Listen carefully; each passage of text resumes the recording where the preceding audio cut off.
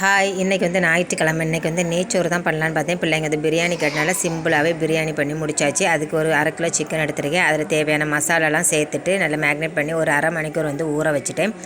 இப்போ வந்து ஊறின சிக்கனை வந்து ஒரு குக்கரில் சேர்த்துட்டு கொஞ்சமாக தண்ணி சேர்த்து ஒரு 2 விசில் வந்து போட்டு வச்சுட்டேன். அதுக்கப்புறமா வந்து ஒரு பேனில் கொஞ்சமாக ஆயிலும் நெய்யும் சேர்த்துட்டு பட்டை, கிராம்பு, வெங்காயம், தக்காளி, பச்சை மிளகாய், இஞ்சி பூண்டு பேஸ்ட், உப்பு சேர்த்து நல்லா வந்து வதக்க போட்டுட்டேன். அந்த சைடு பார்த்திங்கன்னா ரைஸுமே வந்து வேக போட்டிருக்கேன்.